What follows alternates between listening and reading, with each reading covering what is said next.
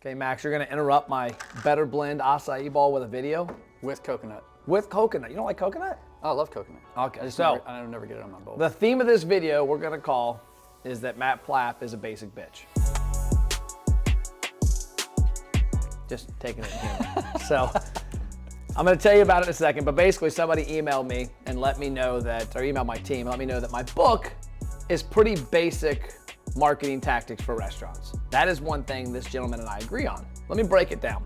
And this isn't by any means putting this guy on blast. This is just responding. And this is how I responded to him via email. So this is a restaurant that has been working with one of my team. I say working, having a conversation about setting up a meeting to talk about marketing for their restaurants. And I happened to be in the area where the restaurant was a couple weeks ago. And so I was out there. I couldn't get to see the guy. We couldn't coordinate a meeting. So I dropped off a book with a note. And I told my guy, email him and say, hey, left a book. Look forward to talking to you guys. Do it all the time. So I get an email, and I'll condense it. Rather disappointed, I thought I would be receiving a detailed marketing packet that explained all cost timelines and setup and expectations. You guys dropped off a book to our restaurant instead. While the book was great, was good information, it re-solidifies business practices with a twist. Don't get me wrong, I appreciate the efforts, but it's a pretty basic information. Right. So I guess he thought I was gonna drop off a marketing package of what we do, which we don't do that. And then the book's pretty basic. So he went on to say how he's a consultative selling person and he wants people to, the art of consultative selling. Well, to me, I actually was born and raised in a sales atmosphere by my dad, Dwayne, about consultative selling.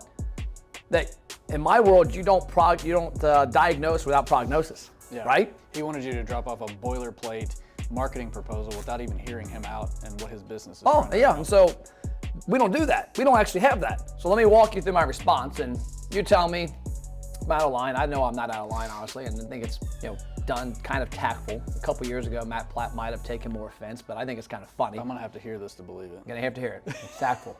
Not sure what to say or how to respond, but here goes nothing. Was in the area. I thought it'd be nice to drop off a book. Store was closed. Put it in a place. You guys found it. You and I are both from a sales background, it looks like, and I'd hope you understand it's impossible for me to drop off pricing when we have no clue what your needs are and if we can even help. Because I had 2 restaurants the other day I told, can't help you.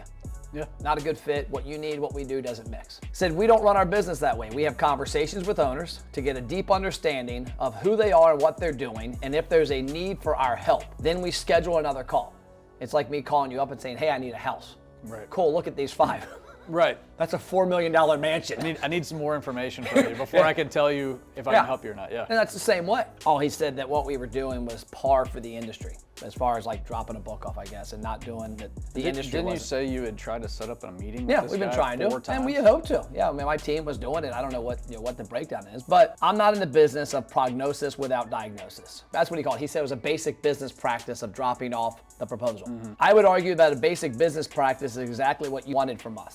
You wanted somebody to drop off a cookie cutter marketing plan with 0 input from the restaurant or their team. Visit this page, americasbestrestaurants.com/stats. I don't know if you've ever seen it, but it's where we log stats, 6 things we examined from restaurants nationwide for years. Yeah. The link above represents my 1,000 plus personal visits to restaurants across the country and my team who visit and talk to upwards of 100 per week. The items you mentioned in the book are pretty basic, are in fact pretty basic. We agree there. And I agree. I mean, I wrote the book short and sweet so you could read it on an airplane, and this is the shit that nobody's doing. I mean, I was telling somebody earlier, I'm like, I could stand to lose 10 pounds of weight. There's 3 ways to lose weight. I mean, the nutrition part: eat lean meats, eat vegetables, and fruits and nuts. Mm-hmm. Not pizza from last night. I had chicken wings the night before. I had an amazing sandwich at that place over in Rising Sun, steak sandwich with French fries. So yeah, that's basic too. But half our country's out of shape and overweight. We agree that the basics thing's there. So I said, in fact, I just looked at your website and Facebook to see how you stack up. Now, put it in perspective, this is what we would do. When somebody schedules a conversation, we don't go in guns a-blazing. I have a call with them and say, hey, tell me everything. Everything you tell me, I'm gonna tell you about what we do. I'm gonna go back and take that look at it, put it together and see where we fit if we do. Right. So in fact, I looked at your website and Facebook, see how you stack up. Number 1, there's nothing intrusive to gain customer data on your website. I can't even find a way to give you my data without ordering, and I should not have to look hard. We have restaurants gaining up to 700 to 1,000 customers per month from a basic pop-up with a strong call to action, and those customers will visit the restaurant within 4 weeks at a 35% average. That's covered on page 37, chapter 3 of the book. Your website does not have the Google or Facebook tracking pixels. You know what the pixels are? Yeah, it's basically a little code that goes on the computer so that when you go back through social media, you can target using advertising. Exactly. Yeah. Amazon is famous for it. Like I go in there and look at something, the next day I get hit with Shoes are popping up. Yeah, in exactly. Your, Orange shoes. Orange shoes. Yeah. Orange everything. So his doesn't have that. And we have a thing that shows us that. This pixel is a huge tool you should be using on your website, and you are not. As an example, you could easily retarget customers who visit the online ordering page and target them all over the internet, and that's covered on chapter 10. The pixel literally, the last 4 or 5 years, is one of the most basic elements of a website. Like people that design websites, when they don't put pixels on there, it blows me away. Now you can put videos on the website, and when people watch them, retarget those views, but the pixel is much easier. Basic. Basic. Yeah. Third, your Facebook posts are not gaining engagement. This is where consultative comes in. I went deep, maybe a little too much deep. I had like 30 minutes between calls, and I'm like, okay, I'm gonna look and see. Maybe I can offer some advice. Went down the rabbit hole. Your Facebook posts are not gaining attention or engagement. Heck, there was a post of a defensive player of the week back in the fall that could have gotten huge engagement, but instead had 11 likes and a negative comment that nobody acknowledged or deleted. That is covered in chapter 4 of my book. And when you look at that, like football players, like if somebody posted Cole as defensive player of the week on their page, my mom, my dad, my wife, me, 10 people would share it. Guarantee there'd be 50 comments and a bunch of likes. The fact that this post went on there with the kid's face and nobody did anything tells me their Facebook page is a ghost town, because Facebook turns off the water. Yeah, their algorithm's not reaching the people. Their parents, grandparents never even saw it. No. The other aspect here is per item 3 above, we have a client similar to him in his region, not near his restaurants, but within like 30 minutes. Per number 3 above, here are the stats from one Facebook post from a restaurant like yours, same industry, both of them are the same type of food, in your region that we work with, that gained more comments in 1 week than every post on your page combined in the last 13 months. So I had a little time to spend on this. Nice flex. Every post on your page that's linked from the website, so I'm going from the page, I'm assuming that's their Facebook page, that's where they're posting content, it's linked from the website.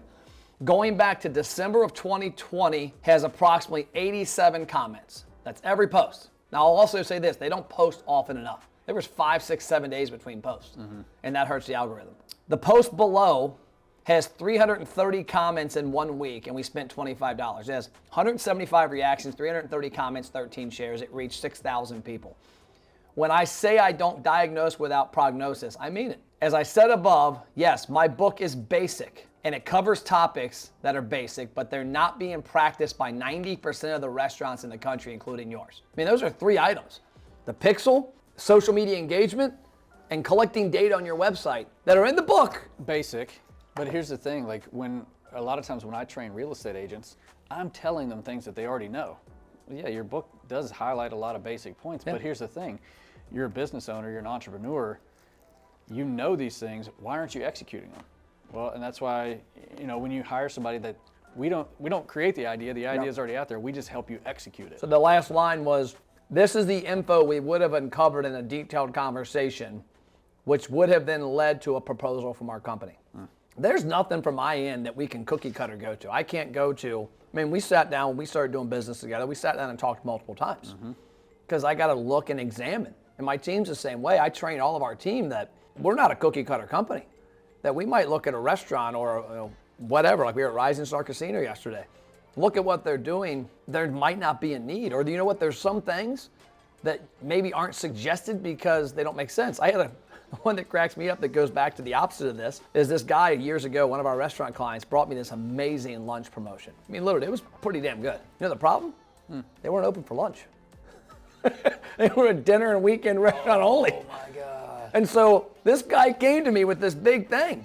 And me as a salesperson that does a lot of needs analysis and consults, dude didn't do his homework.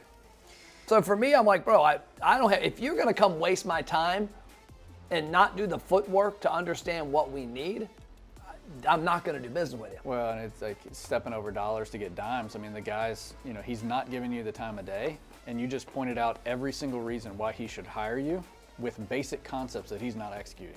the schedules hadn't aligned yet. Oh, okay. So he's not ignoring you. He just he hadn't made time. So there's been a conversation between him and one of my sales guys. But I was just trying to be nice and just stop by the restaurant and drop the book off.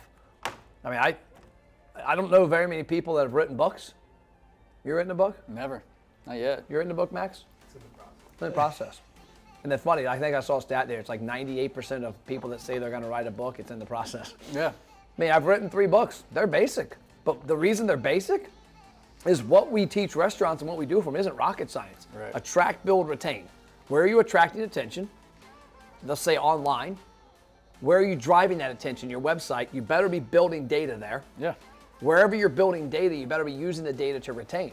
Hell, the big game, 99% of the emails I got talked about restaurants selling food for the Super Bowl. Come to our restaurant, do this, order catering. All of our clients' emails that went out were engagement posts. Click here, go to our Facebook page, tell us the score of the game. Tell us who's going to win the big game. Guess the score. One of the restaurants called me up. He was like, Matt, I had my biggest weekend sales for Super Bowl food in years. And guess what I didn't do with email and text like I would have? You guys did my stuff. We never mentioned buying food from us for the Super Bowl. Right. And so here's why. You take 2 options. Email and text your database and post out the ass, buy your Super Bowl food from us, which nobody engages in. Nobody clicks an email saying it's an ask. Because it's an ask. It's a sales Got pitch. a hook in it, yeah. Whereas we make a post, one post. Who's going to win the big game? Comment below. You got to say big game because Super Bowl. Yep. You can't say Cincinnati Bengals and who'd they play? The St. Louis or the Los Angeles Rams. LA Rams, yeah. I keep calling St. Louis. So we had on there, LA and Cincinnati. So we had all those things so we didn't get cease and desist from the NFL. Huh, I didn't know you couldn't use their Trademark. So yeah, I mean you're using their brand. Just like you couldn't use the MP. Like if your name was like buddy of mine's name's Matt Peterson. This shirt doesn't have it, but it's trademarked. Trademarked it last year. And so you couldn't take it and use it. In that email we did a post and then we put a $25 ad behind it on Facebook and Instagram. And then we did an email and a text to their database saying, go to here and do it. When people got that email and text, instead of getting 10 clicks and 10% open rates, we had clients getting 60% open rates and 300 to 400 clicks. And then those clicks led to people going to a Facebook post, and guess what? They commented again. And then later that day, when their friends saw it on Facebook, because like I see what you comment on, you see what I comment on, and if it's engaging to us, I guess. Well, now I get a notification that your friend commented on the post from XYZ company. So now I just got the attention. Instead of getting an email and text Facebook post that got 50 people's attention, I just got 5,000 people's attention. And hence, they bought more food because they associated. Our brains are wired. People aren't idiots. Yeah, it's 2 different channels. In one regard, you're looking for a quick sale. Hey, come buy your Super Bowl food from us. And the other one, all you're looking for is engagement because you know the engagement's just going to ripple out. Yep. We've had the Lambo video, went out about a month ago, about how I quit eating at Barleycorns because of the Lambo. Because I would drive the Lambo and not go buy Barleycorns. Barleycorns' only form of attention was me driving by it. Yep. Well, guess what story I've told about 1,000 times in the past month? The Barleycorn story. Guess where I've been eating more often? Barleycorns. Because you've been talking about I've been talking about it.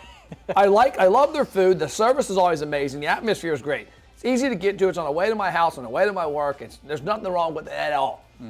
Except for they dropped the ball for 60 days. They had no way of getting my attention outside of me driving by. Very basic element. And that was the big reason. I've been talking about it. So like I was telling this restaurant the other day when he said, my sales, we didn't even try and sell Super Bowl food. I said, you didn't try and sell Super Bowl food, but you got 100 times more engagements and 10 times more reach than you ever would have gotten. And people made the connection. Guess on the game, this place sounds good for the Super Bowl. Let's order some food from it. Yep. Do you think do you think restaurant owners are in the relationship business? Like do they have relationships with their customers? Is that kind of... They should be as much as you because they have more of a chance to impact. Like if you have a relationship with me, Milt Schneider. Right.